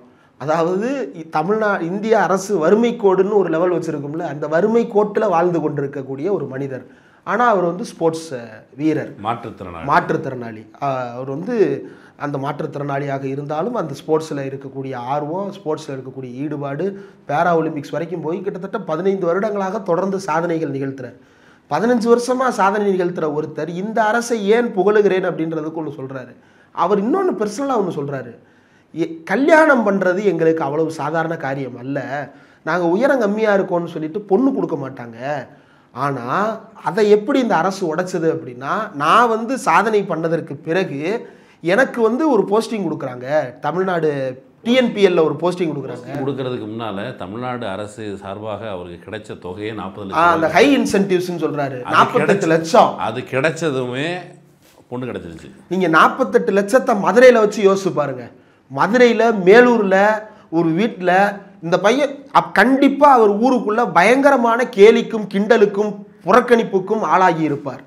அந்த பையன் 48 லட்சத்தை அந்த ஊரில் உட்காந்து அந்த 48 லட்சத்தை வச்சிருக்கிறாரு அப்படின்றது எவ்வளோ பெரிய விஷயம். ஒன்றுமில்லை, அவர் மேடையில் பேசும் பொழுது நான் மாற்றுத்திறனாளி, நான் உங்கள் பரிதாபத்திற்குரியவன் அப்படி பேசல. ஆமாம், அவர் மாற்றுத்திறனாளிங்கிறத வந்து இப்போ மாற்றுத்திறனாளிங்கிற வார்த்தை இருக்குல்ல, நான் வந்து வேறு வகையில் திறனாளி அப்படிங்கிறத கம்பீரமாக சொன்னார். அதுதான் முக்கியமானது. அவர் கம்பீரமாக சொன்னார், கம்பீரமாக தன்னுடைய அச்சீவ்மெண்ட்டை சொன்னார். அதுதான் அந்த கான்ஃபிடன்ஸ் இருக்குல்ல. அவர் வந்து எந்த வகையிலையும் ஒரு இன்ஃபீரியாரிட்டி காம்ப்ளெக்ஸ்லேருந்து பேசலை, தான் கம்பீரமாக உரிமையோடு பேசினார். அவர் டிஎன்பிஎல்ல தமிழ்நாடு அரசு வேலை கொடுத்து இன்றைக்கி அவர் வந்து மாதம் 80,000 ரூபா அவர் சம்பளத்தில் இருக்கேன்றதை அவரே பெருமையாக சொல்கிறாரு. அதுக்கப்புறம் அவருக்கு பொண்ணு கிடச்சிடுறது, கல்யாணம் பண்ணுறாரு. நீங்கள் தான் கல்யாணம் பண்ணி வைக்கணும்னு இவரை கூப்பிட்டுறாரு. இவரும் வேலூருக்கு வீட்டுக்கே போய் இவர் கல்யாணம் பண்ணி வச்சுட்டு வர்றாரு. முடிச்சுட்டு இந்த ஈவெண்ட்டு கிளம்புறதுக்கு முந்தின நாள் மதுரையிலேருந்து டெப்டி சிஎம் கிளம்புறாரு, ஃப்ளைட்டில் ஏறி உட்காந்துருக்கிறாரு. இப்போ இல்லை, கொஞ்ச நாளைக்கு முன்னாடி துணை முதலமைச்சர் வந்து வர்றாரு. அவர் மதுரையில் ஏதோ பிரச்சாரத்துக்கு போயிட்டு மதுரைக்கு வர்றாரு. அவர் வேற ஒரு நிகழ்ச்சிக்கு போகிறதுக்கு இவர் வர்றாரு, வேற ஒரு போட்டியில் கலந்துக்கிறதுக்கு மனோஜ் வர்றாரு. 2 பேரும் அக்கம் பக்கம். இப்போ வந்து ஒரு படம் மாதிரி திரும்பி பார்த்தா மனோஜ் எனக்கு ரொம்ப சந்தோஷமாக இருந்துச்சு அப்படின்றாரு. இப்போ நீங்கள் யோசிச்சு பாருங்கள், அதில் ஒரு ஸ்டேட்மெண்ட் இருக்குது. நீங்கள் அவர் வந்து 12,000 ரூபா சம்பளத்துக்கு வெளிநாடுகளுக்கு போகும்பொழுது பசித்த வயிறோடு ஊரில் கடன் வாங்கிட்டு வந்திருக்கிறேன், இந்த கடனை போய் நான் எப்படி அடைக்க போகிறேன் அப்படிங்கிற கவலையிலே இருப்பேன், ஒரு நிம்மதியாக விளையாட முடியாது அப்படின்னு இருந்த நபர் இன்றைக்கி இன்னொரு நிகழ்ச்சிக்கு ஒரு போட்டியில் கலந்துக்கிறதுக்கு துணை முதலமைச்சர் பக்கத்திலே உட்காந்து ஃப்ளைட்டில் இன்னொரு பக்கமாக போகிறாருல. இந்த கிராஃப் இருக்குல்ல, இது வந்து இப்போ நீங்கள் வந்து ஏன் இவ்வளோ பேருக்கு தான் பண்ணீங்களா, இவ்வளோ பேருக்கு தான் பண்ணீங்கன்னு கேட்கலாம். இதை எக்ஸ்பேண்ட் செய்யப்படணும்னு நம்ம கேட்கலாம். அது நியாயமான கோரிக்கை. இது இன்னும் பரவலாக்குன்னு கேட்க பண்ணியிருக்கிறாங்க. சாம்பியன்ஸ் அகாடமி மூலமாக பல பேருக்கு அந்த உதவி போயிட்டு இருக்கிறேன். மக்களுக்கு இத்தனை கோடி மக்களில் இது இன்னும் தாங்க. இப்போ அந்த பையன் மேடையில் ஒருத்தன் உரிமையோட கேட்டானே, சார் 1000 ரூபா கொடுக்குறீங்க, நல்லது, கூடுதலாக ஒரு 1000 ரூபா கொடுங்க சார். இருக்கும். இது வந்து அரசாங்கத்திட்ட பேசி, இது அரசாங்கத்திட்ட வந்து நீங்கள் எனக்கு கொடுக்குறீங்கன்னு பொருள் இல்லை சார், அது கொஞ்சம் கூடுதலாக கொடுங்க. அப்பா வந்து கையில் காசு கொடுக்குறாரு, அப்போ அது பத்தலை இன்னும் கொஞ்சம் தா அப்படின்னு கேட்குறது இருக்குல்ல, அது உரிமையோடு கேட்குறது. நீ கொடுக்குறன்றனால சும்மாலாம் வாங்கிட்டு போக முடியாது, எனக்கு எவ்வளோ தேவையோ அவ்வளோ நான் கேட்பேன். இந்த டீல் இருக்குல்ல, இது வந்து உரிமையோடு கேட்குறது. இந்த காசு பத்தாதுங்க, இன்னும் கொஞ்சம் தாங்குங்க அப்படிங்கிறது வந்து இந்த இன்ட்ராக்ஷனை இன்னும் டெவலப் பண்ணுறதோ. 30 ரூபா பஸ்ஸுக்கே பத்தாது, இன்னொரு 30 ரூபா கொடுப்பா அப்படின்னு கேட்குறப்பல அது உரிமையோடு நடந்தது. அப்போது அது வந்து பட்ஜெட்டு இந்த மாதிரி விஷயங்கள்லாம் பிரச்சனைகள் இருக்கும். நாம் இன்னும் தண்ணீர் அடையும் போது இதெல்லாம் நிறையவே செய்ய முடியும். ஆனால் ஒரு முக்கியமான ஸ்டேட்மெண்ட், அரசுக்கும் மக்களுக்குமான இடைவெளி. இப்போ பிரபா கல்விமணி அவர் வந்திருந்தார். இவங்க இந்த கல்வியாளர்கள், இவங்க சொல்கிறது பிரபா கல்விமணி அவர் வந்து அங்கே பழங்குடி மக்கள் மத்தியில் பழங்குடிகள் மத்தியில் தொடர்ச்சியாக வேலை பார்த்துட்ருக்கார் ஐயா. இப்போ அவர் ஏன் அங்கே வந்து அக்னாலஜ்மெண்ட் பண்ணுறாரு? சந்துரு வந்து பேசும்போது அவர் நீதிபதி சந்துரு பேசுகிறாரு. இவங்க ஏன் அக்னாலஜ் பண்ணுறாங்க? இவங்க எல்லாருமே ஏதோ இவர்கள் யாரும் நேரடியாக திமுக ஆதரவாளர்கள் அல்ல. இவங்க கல்வித்துறையில் கல்வி புலத்தில் அவங்க வேலை பார்த்துட்ருக்குறாங்க. இது ஒரு முக்கியமான ஈவெண்ட். இந்த ஈவெண்ட் வந்து அரசு பள்ளிகளை இப்போ வந்து எல்லாத்துலேயும் தனியார் மயம் அப்படின்னு வந்துட்டு இருக்க சூழலில் அரசு பள்ளி மெயின் ஸ்ட்ரீமில் வச்சு கொண்டாடப்படுகிற ஒரு சூழல். இன்னும் அது பரவலாகணும், எக்ஸ்டென்ஷன் ஆகணும். ரொம்ப ரொம்ப நிறைவாக நான் என் பிள்ளைகிட்ட வந்து இன்றைக்கி என்ன சொல்லிட்டு வந்திருக்கேன்னா, இன்றைக்கி பகலில் உட்காந்து இது ஃபுல்லாக பாருமா, சிற்பாட்ட சொன்னேன், இது ஃபுல்லாக பாருமா, நான் உனக்கு லிங்க் அனுப்பி வைக்கிறேன், மொத்தமாக பாரு அப்படின்னு. ஏன்னா எனக்கு என்ன தோணுச்சுன்னா, இந்த வீடியோவை பார்க்கும் பொழுது ஒரு குழந்தை வேறு பெரியவங்களாம் விட்டுருங்க, குழந்தைக்கு என்ன தோணுன்னா, இதை மாதிரி நம்ம ஆகணும்னு தோணும். இவ்வளவு சாதனையாளர்கள் ஒரே நிகழ்ச்சியில் ஒரு 5 மணி நிகழ்ச்சியை பார்த்தா இப்படி நம்ம சாதிக்கணும்னு தோணும். அண்ட் இதில் கவர்மெண்ட்டு நம்ம என்ன கேட்கணும்னு விவரம் வரும். பெற்றோர்கள் பார்க்கும் பொழுதும் இவ்வளோ கொண்டாடுறாங்களா அரசு பள்ளியை, நாமளும் அரசு பள்ளிக்கு போவோம் அப்படிங்கிற ஒரு எண்ணமும் வரும். ரொம்ப ரொம்ப முக்கியமான அச்சீவ்மெண்ட். அதே போல் ரேவந்த் ரெட்டி அவர்கள் வந்து இன்னொரு முக்கியமான விஷயத்தை அறிவிச்சிருக்கிறாரு. ஒரு கல்ச்சுரல் எக்ஸ்சேஞ்ச் தமிழ்நாடு விளையாட்டு மேம்பாட்டுத்துறை மூலமாக பயிற்சி எடுக்கின்ற மாணவர்களுக்கோ அல்லது தமிழ்நாடு பயிற்சி அளிக்கின்ற மாணவர்களுக்கோ என்னுடைய மாநிலத்தில் நான் தொடங்கி இருக்கின்ற யங் இந்தியா யூனிவர்சிட்டியில் யங் இந்தியா ஸ்கில் டெவலப்மெண்ட் யூனிவர்சிட்டியில் வந்து அவங்க படிப்பதற்கான வாய்ப்பை நான் உருவாக்கி தரேன். We should have cultural exchange, we have strong roots. Telugu பேசுபவர்களுக்கும் தமிழ் பேசுகின்ற மக்களுக்கும் நாம் 2 பேருக்கும் இடையில் ஒரு பொதுவான வேர் இருக்கிறது. அந்த வேர் என்ன அப்படின்றது தான் திராவிடம் அப்படின்றத நம்ம பேசுகிறோம். அவர் இன்னொரு விஷயம் சொன்னார். நீங்கள் வந்து தமிழ்நாட்டில் ஒரு பக்கம் கேரளா இந்த செய்யுது, ஒரு பக்கம் நீங்கள் செய்கிறீங்க, ஒரு பக்கம் நாங்கள் செய்கிறோம். தென் மாநிலங்கள் எல்லாம் சேர்ந்து இந்த வேலைகளை இப்போ வந்து இந்தியாவில் தென் மாநிலங்கள்லாம் சேர்ந்து இந்த வேலைகளை மக்கள் நலன் சார்ந்த விஷயங்கள் இப்போ வந்து கூடுதல் குறைச்சல் இருக்கலாம், கண்டிப்பாக இருக்குது, அதில் மாற்றுக்கிறதே இல்லை. ஆனால் இந்த வேலைகளை இந்தியாவில் இருக்க பிற மாநிலங்களை ஒப்பிடும் பொழுது இந்த மாநிலங்கள் தான் முன்னணியில் நின்று செய்கிறது. தமிழ்நாடு அதில் பல விஷயங்கள் முன்மாதிரியாக இருக்குது. அவரே ஓப்பனாக சொல்கிறாரு, எங்கள் ஸ்டேட்டில் இன்றைக்கி நாங்கள் பல திட்டங்கள் செய்கிறோம்னா எங்களுக்கு ஒரே இன்ஸ்பிரேஷன் கலைஞர், இதுக்கு முன்னாடி கலைஞர், இனிமேல் ஸ்டாலின், ஓப்பனாக சொல்லிட்டாரு. ஆமாம், இதில் இன்னொரு விஷயம் மிக முக்கியமானது. இப்போ வந்து முதல்ல குழந்தைங்களாம் பாட்டு படிச்சுல, குழந்தைங்க பாட்டு படித்து பல்வேறு திறமைகளை அவங்க காமிச்சாங்க. இதில் என்ன பொலிட்டிக்கலான ஒரு சப்ஜெக்ட் இருக்குது? குழந்தைங்களை பாட்டு பாட விடுறீங்களா?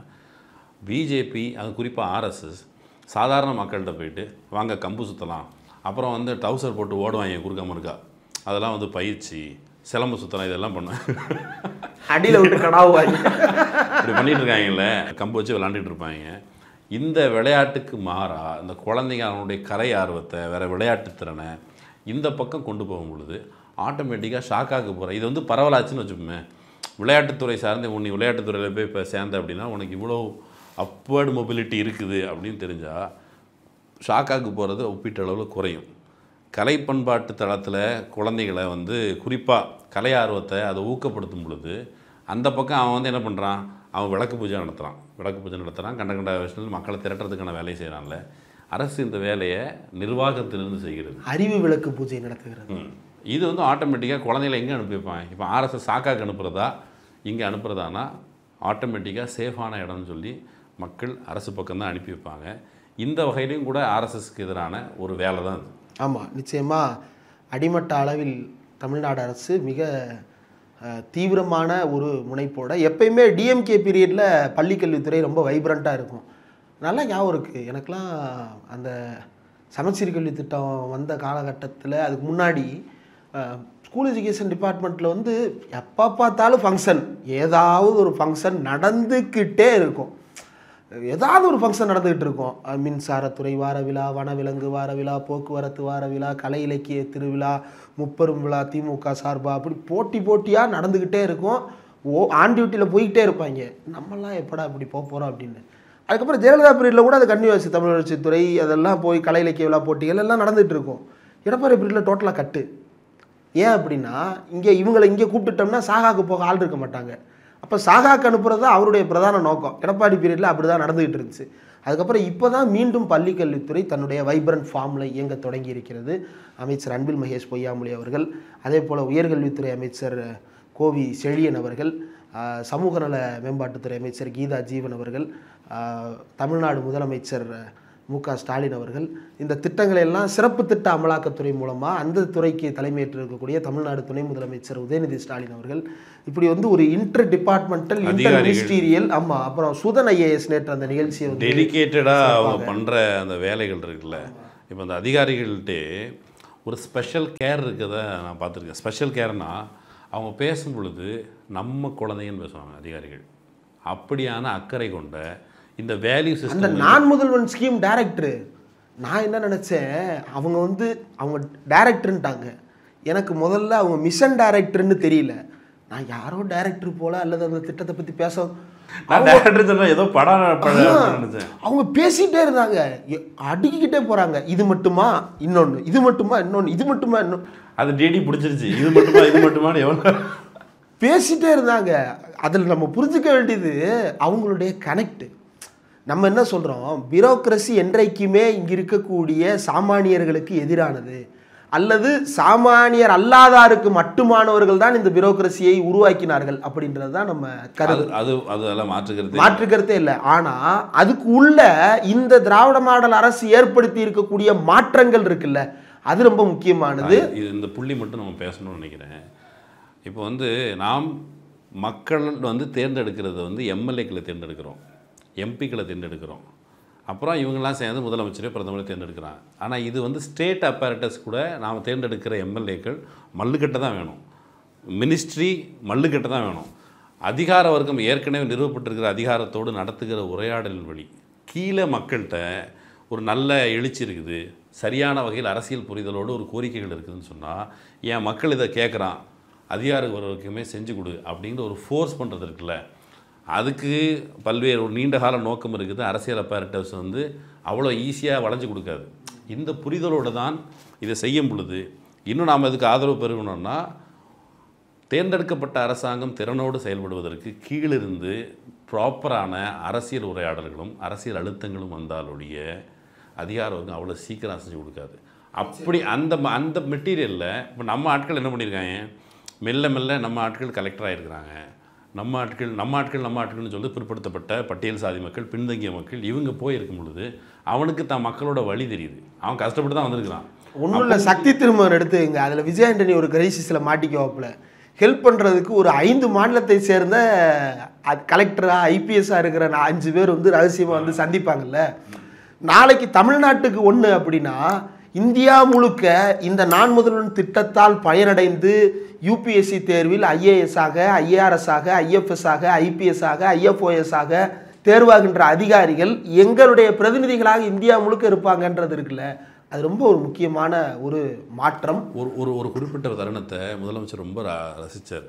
ஒரு பையன் வக்கீலுக்கு படிக்கிறான், அவன் உச்சநீதிமன்ற தலைமை நீதிபதி ஆகணும், சிஜிஐ ஆகணும், அவர் வந்து கைத்தட்டி ரசித்தார். ஆமாம், அதுக்கு பின்னால் ஒன்று இருக்குது. இப்போ உச்சநீதிமன்ற தலைமை நீதிபதி ஆகிறதுங்கிறது அவ்வளோ எளிதில்லை. இன்னும் எளிதுன்றதை விடுங்க, அந்த இடத்தை இமேஜின் பண்ணுறதுக்கே நம்ம மைண்டு கிடையாதே. இப்படி ஒரு இடம் இருக்குது, நீ அங்கே போகணும் அப்படின்ற கனவே இதுவரை கிடையாது. அந்த கனவு விதைக்கப்பட்டிருக்குல்ல இன்னைக்கு. அவன் போகிறானோ இல்லையோ, அவனுடைய மயன் போவான், அவனுடைய பேரன் போவான், ஆனால் அந்த கனவை தொடங்கி வச்சாச்சு. இதுதான் வந்து இந்த மாபெரும் தமிழ் கனவு அப்படின்னு அண்ணாவுக்கு சொல்லுகிறோம் என்றால், அந்த கனவு என்பது இப்படித்தான் தொடர்ந்து விதைக்கப்பட்டிருக்கிறது. தொடர்ந்து கதையாடலாக, உரையாடலாக, அதற்கு பிறகு நனவாக அது மாற்றப்பட்டிருக்கிறது. விமர்சனங்கள் ஒருவேளை இருந்தால் அதை ஆரோக்கியமாக இதில் முன்வைக்கணுமே தவிர எதிர்நிலையிலிருந்து இது ட்ராமா அது இதுன்னு அப்படி பேசுறது இல்லை. அவங்க மக்கள் மத்தியிலே அம்பலப்பட்டு போவாங்க. ஒன்றும் இல்லை, சிவகார்த்திகேயனுக்கு நேற்று இருந்த அந்த ரசிகர்கள் ஆர்ப்பரிப்பு இருக்குல்ல, ஏத்தாப்புல, அதாவது ஆர்ப்பரிப்பு இருந்தது போல ஸ்டேஜ் உணர்ச்சி வசப்பட்டு பேசும் பொழுது அவங்க காது கொடுத்து கேட்கவும் செஞ்சாங்க. அந்த மெசேஜ் போயிருக்கு. ஆமாம், ஸ்டேஜுக்கு நேராக அண்ணா யூனிவர்சிட்டி ஸ்டூடெண்ட்ஸ் இருக்காங்கன்னு நினைக்கிறேன். இந்த பக்கம் பெண்கள், இந்த பக்கம் ஆண்கள், மாணவர்கள் எல்லோரும்.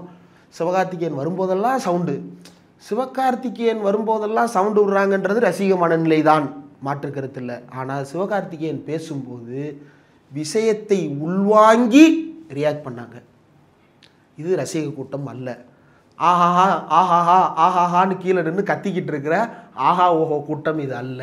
அறிவார்ந்த கூட்டமாக இந்த கூட்டம். ஒரு அடிஷ்னல் ஒரு பாயிண்ட் மட்டும், கீழே இப்போ வந்து ரசிகர்கள், நடிகர்கள் பின்னால் திரள்ற மக்கள் இருக்காங்களே, அவங்க நம்ம வீட்டு பிள்ளைகள் தான். அவர்களிடம் அரசியல் ரீதியாக உரையாட வேண்டிய பொறுப்பும் கூட. அவங்கள வந்து திசை மாறி போகாமல் அல்லது அவர்கள் ஏமாற்றப்படாமல் இருக்குது அரசியலோட. நம்ம வந்து இப்போ ஃபார் எக்ஸாம்பிள் இந்த படித்த குழந்தைகள் இருக்காங்கள்ல, அவங்க பேசுவாங்க, உரையாடுவாங்க. கீழே இன்னும் சொல்லப்போனால் இந்த செய்தியே, இந்த ஸ்டேட்மெண்ட்டே கூட, இந்த லைவ் வீடியோ கிளிப்பிங்ஸ் இது எல்லாமே கூட அந்த குழந்தைகள்கிட்டையும் உரையாடும். இன்னும் சொல்லப்போனால் அவங்களும் கூட இந்த திட்டங்களால் பலனடைபவர்களாக கூட இருக்கலாம். ஸோ அது வந்து ஒரு லாங் டேர்ம் இன்ட்ராக்ஷன். அந்த சமூகத்தை மேலும் மேலும் பண்படுத்தணும். எஸ்கே வந்தார் பேசினாருன்றது இல்லாமல் எஸ்கே என்ன பேசினார் அப்படின்றத எஸ்கே கவனிக்க வைத்திருக்கிறார். மிக்க நன்றி சிவகார்த்திகேயன். அதே போல் இயக்குனர் வெற்றிமாறன், இயக்குனர் மிஷ்கின், இயக்குனர் தியாகராஜன் குமாரராஜா, அவர் தான் ஆக்சுவலாக அந்த ஸ்டேஜில் ஃபஸ்ட்டு பொலிட்டிக்கல் ஸ்பீச்சு, அவர் தான் ஃபஸ்ட்டு பொலிட்டிக்கல் ஸ்பீச்சு. அது வரைக்கும் மாணவர்கள், இயக்குனர், அவர் கலைஞருடைய வசனத்தை பேசுவார்னு நினச்சேன். மற்ற எல்லாரும் வந்து இயக்குனர்கள், மிஷன் டைரக்டர்ஸும் மாணவர்களும் பேசுனாங்க, ஓகே. ஆனால் பியூர் பாலிட்டிக்ஸ் நீங்கள் பேசுனது ரொம்ப நன்றி. அவருடைய இடத்திலிருந்து இவ்வளவு உடைப்பான கருத்துக்களை பேசுறதுன்றது அவ்வளவு எளிமையான விஷயம் கிடையாது. அதை தாண்டி உடைத்து பேசியிருக்கிறார்கள். இதனால் வரக்கூடிய எல்லாவற்றையும் உணர்ந்து தான் பேசுகிறார்கள் அப்படின்னு தான் நான் நம்புகிறேன். அதெல்லாம் வராது, நம்ம சேர்ந்து ஃபைட் பண்ணுவோங்கிற நம்பிக்கையில் தான் அவங்க பேசியிருக்கோம். இல்லை இதனால் வரக்கூடியதெல்லாம் அப்படின்னு சொல்லும்போது, ஒரு பக்கம் ஆன்லைனில் அப்யூஸ் நடக்கும், ட்ரால் பண்ணுவாங்க, இதெல்லாம் இருக்கும். ஆனால் எது சரி அப்படின்றதுல எனக்கு ஒரு நிலைப்பாடு இருக்குல்ல, அதை வந்து மேடையில் தோலுரித்து பேசுவது அப்படின்றது ரொம்ப முக்கியம். ஆரியம் நம் கல்வி உரிமையை பறித்தது என்பது உண்மை. அந்த உண்மையை அவங்க துணிஞ்சு பேசியிருக்கிறாங்க. இப்பவும் பறிச்சிக்கிட்டு இருக்க வேலையை செய்யுதுன்னு வெற்றிமாறன் பேசினார். கவுண்டர் பண்ணுறதுக்கு அரசாங்கம் செஞ்சிட்ருக்கு. செய்கிற வேலையை அது எப்படி நடக்குது அப்படின்னா, நீ ஒரு வேளை பேசுகிற யாராக இருந்தாலும் திமுக பத்தலை அப்படின்னு சொல்கிறவன், அல்லது திமுகவுடைய பாஜக எதிர்ப்பு பத்தலை அப்படின்னு சொல்கிறவன் என்ன பண்ணால் அதை விட கூடுதலாக எதிர்த்து பேசிட்டு அதுக்கப்புறம் பண்ண. தமிழரசன் பச்சமுத்து மனசார பாராட்டினார். இதுக்கு நான் நன்றி சொல்லலைன்னா நான் மனுஷனே கிடையாதுங்க அப்படின்னு. நன்றி சொல்ல வந்தேன். சச்சின், இளையராஜா படிக்கலைன்னு சொல்லுவானுங்க, விதிவிலக்கு. அதெல்லாம் விதிவிலக்குகள் விதியாகாது. இப்போ வழக்கமாக பேசும் பொழுது படிப்புனால என்ன கிடைச்சிரும், படிப்பு குறைந்தபட்சம் ஒரு டிகிரி கிடைச்சிரும். ஒரு இல்லைங்க, நான் படிக்கும் போதே காலேஜ் படிக்கும் போதே கூட பல பேருடைய மனநிலையை கெடுத்தானுங்க. வந்து ஸ்டீவ் ஜாப்ஸ் படிச்சாரா, அவர் டிராப் அவுட் தெரியுமா, மார்க் சுகர்பர்க் டிராப் அவுட் தெரியுமா, ஆச்சா பூச்சான்னு படிக்க விடாம பண்ணிட்டு இருந்தானுங்க. முதல்ல படிச்சாரான்னு கேட்குறது. முதல்ல அதில் ஒரு பெரிய ஓட்டம் இருக்குது. ரஹ்மான் பள்ளிக்கூடத்தில் படிக்காமல் இருக்கலாம், அவர் மியூசிக் படித்தார், அந்த குறிப்பிட்ட திறன் சார்ந்து படித்தார். எல்லாவற்றையும் தாண்டி பள்ளிக்கூடத்தில் அவங்க படிக்கலைன்றது விதிவிலக்கு, அந்த விதிவிலக்கு விதியாகாது அப்படின்றத உடைத்து பேசினார் தமிழரசன் பச்சமுத்து. அவருக்கு நம்முடைய நன்றி. அதே போல் கிரிக்கெட்டர் நடராஜன், இயக்குனர் மாரி செல்வராஜ். நடராஜன் வந்தபோது அந்த கொண்டாட்டம் இருக்குல்ல, நம்ம நிறைய இவ்வளோ நாள் கிரிக்கெட் பார்த்துருக்குறோம், இந்தியன் கிரிக்கெட் டீம் பார்த்துருக்குறோம், நம்மால் ஒருத்தன் விளையாடுறான் அப்படிங்கிற உணர்வு. நடராஜன் கிரிக்கெட் வந்து எவ்வளோ நாள் ஆச்சு? ரொம்ப நாள் ஆச்சு. இப்போ அவர் இல்லை, டீம்லேயே இல்லை. ஆனால் அவர் வந்து நிற்கும் பொழுது இந்த அரங்கம் ஆர்ப்பரித்தது. ஒரு சிவகார்த்திகேயன் மட்டும் இல்லை, நடராஜனுக்கு ஏன் ஆர்ப்பரித்தது? நடராஜனோட என்ன கனெக்டு? நடராஜன் ஏன் இங்கே வந்து என்ன சொல்கிறாரு, நானும் கவர்மெண்ட் ஸ்கூலில் தான் படித்தேன், நல்லா படிங்க, அரசாங்கம் கொடுக்குற வாய்ப்புகளை பயன்படுத்திங்க, நாம் ஒரு வேளை கேட்கணுன்னா பெரிதினும் பெரிது கேளுங்கிற மாதிரி அந்த பையன் கேட்டால, 1000 ரூபா கொடுக்கிறீங்க, 2000 கொடுங்க ப்ளீஸ் அப்படின்னு கேட்டால, அந்த மாதிரி அரசாங்கத்திடம் உரிமையோடு இந்த கல்வி சார்ந்த விஷயங்களில் இன்னும் விரிவுபடுத்துவதற்கான கோரிக்கைகளை வைக்கலாம். அரசாங்கம் மனமும் வந்து செய்து கொண்டிருக்கிறது. மனசார ஒரு நன்றி சொல்கிற மாதிரி இருந்தது, ரொம்ப சந்தோஷமாக இருந்தது. தமிழ்நாடு அரசுக்கு வாழ்த்துக்கள். இது போன்ற நிகழ்ச்சிகள் வருடம் நடத்த வேண்டும் என்பது ஊடகங்களின் சார்பாக நாங்களும் கோரிக்கையாக வைக்கிறோம். ஏன்னா இது முதல் நிகழ்ச்சி, ஒவ்வொரு வருடமும் புதிய பயனாளிகள் வரட்டும், அவர்களுடைய கதை ஒரே கதையாக கூட இருக்கட்டும், ஆனால் இந்த கதை காலாகாலத்திற்கும் தொடர்ந்து பதிவு செய்யப்பட்டு கொண்டே இருக்க வேண்டிய கதை. இந்த இந்திய சூழலை பற்றி படிக்கும் பொழுது சவுத் ஆப்பிரிக்காவோட அபர்தாய்டு அது படிக்கும்போது வெள்ளை இனவரியர்கள் கருப்பர்களை எவ்வளோ கொடுமைப்படுத்தினாங்க, அதிலிருந்து மீட்டு கொண்டு வரதுக்கு நெல்சன் மண்டேலா உள்ளிட்டவர்கள் எவ்வளோ ஃபைட் பண்ணாங்க, இப்படிலாம் படிக்கும் பொழுது இந்தியாவில் ஒரு சிறுபான்மையினர் நம்மளை எவ்வளோ ஒடுக்கி வச்சுருக்கிறாங்க, நம்ம அதை மீட்கிறதுக்கான போராட்டத்தில் இருக்கிறோம், நாம் வெற்றி பெறலை, ஆனால் ஒரு கணிசமான ஒரு குறிப்பிடத்தக்க வளர்ந்துருக்கிறோம், அந்த ஃபைட்டில் தான் இருக்கிறோம் அப்படிங்கிற பிரஞ்சம் வேணும். அந்த ஃபைட்டில் முக்கியமான பாய்ச்சலை செய்கிற வேலையை இந்த அரசாங்கம் செய்து அந்த வகையில் நாம் எல்லோருமே கை கொடுத்து நிற்கணும். அதுதான். நன்றி. நன்றி.